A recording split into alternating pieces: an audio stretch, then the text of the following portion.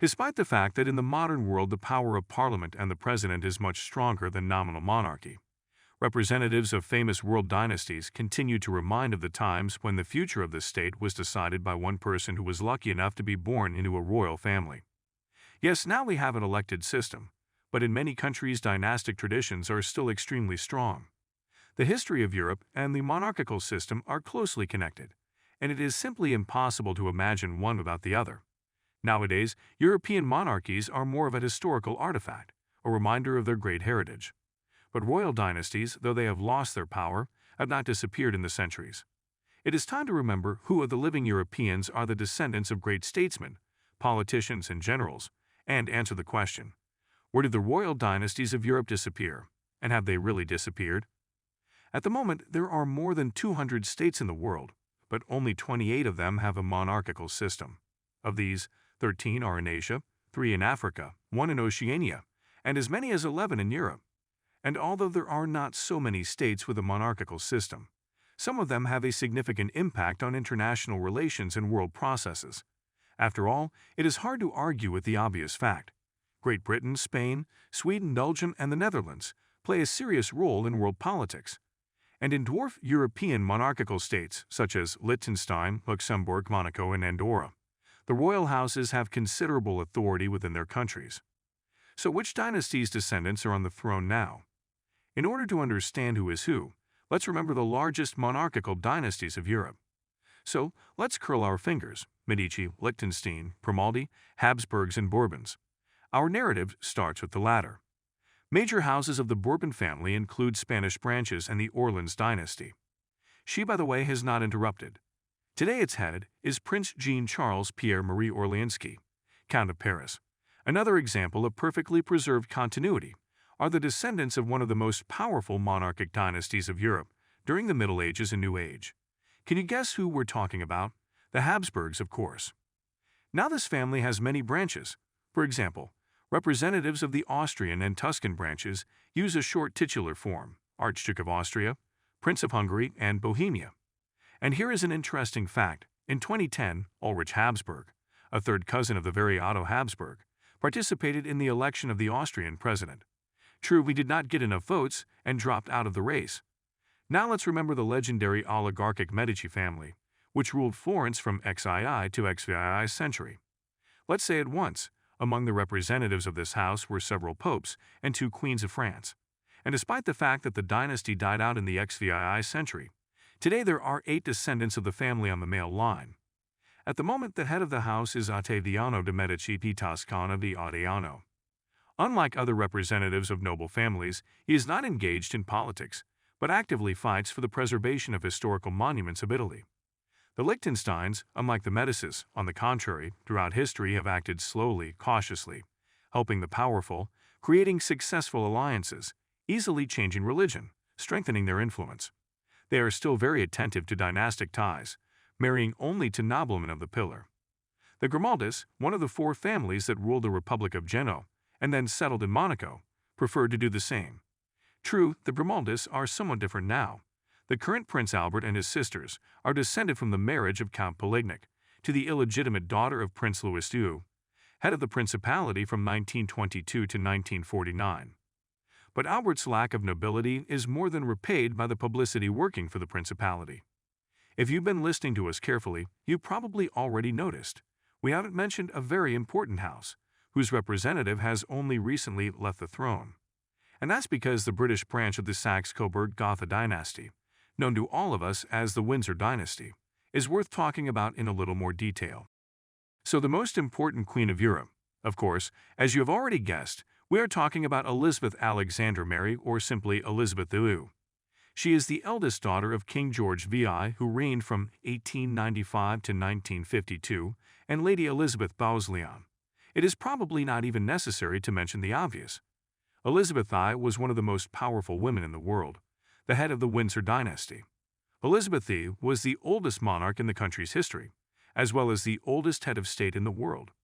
In addition, she ranks first in terms of length of time and power among contemporary reigning ladies. In general, the British monarchy plays a special role in Europe. As one of the oldest and most stable, it has a distinctive identity, retaining its historical appearance, the splendor of its ceremonies, and the former empire transformed into the Commonwealth, emphasizing its greatness and power. This historical connection to the former empire, as well as the island geography, makes the British monarchy unique. In addition, Britain is the only monarchy in the world to possess nuclear weapons. The British royal house is not the only one in Europe. Norway, Sweden, Denmark, Belgium, Spain, and the Netherlands also have a king or queen as head of state, and they, of course, inherit the throne rather than being elected. But at the same time, each of these countries is a parliamentary democracy. In general, a monarchy with its long tradition is the most usual form of state government in Europe. A vivid example of this is Belgium.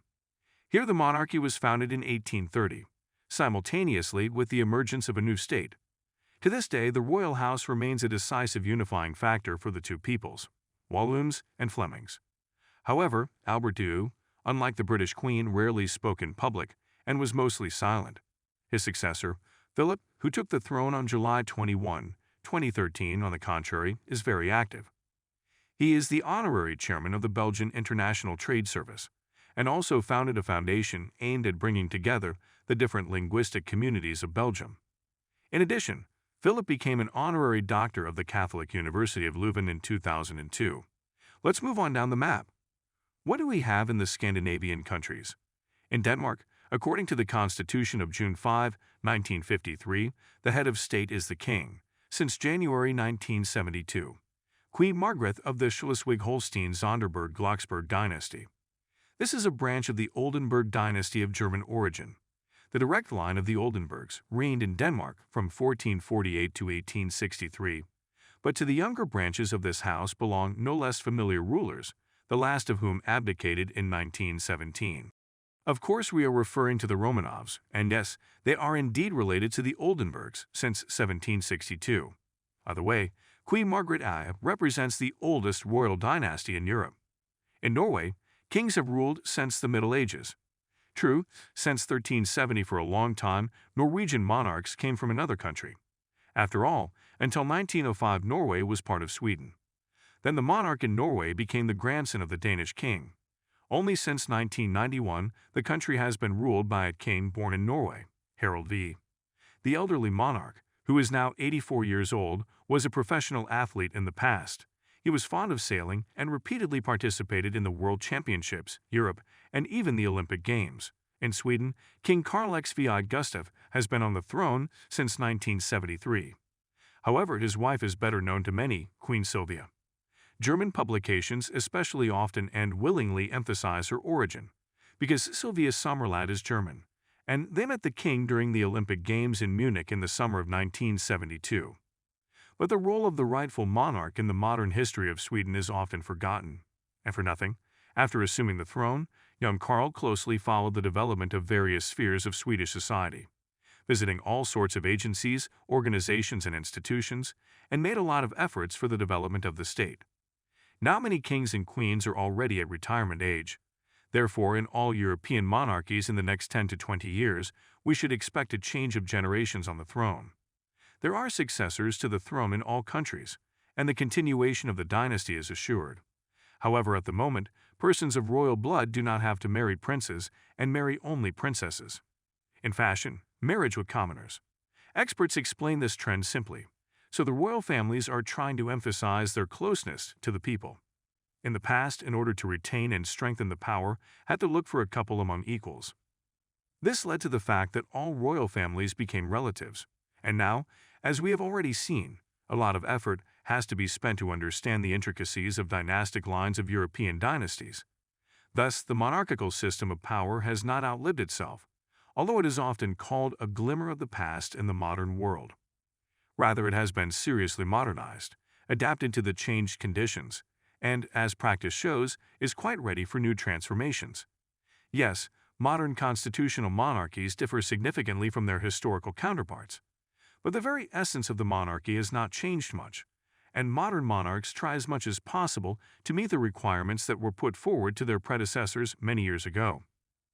What do you think of the modern institution of monarchy? Write your opinion in the comments.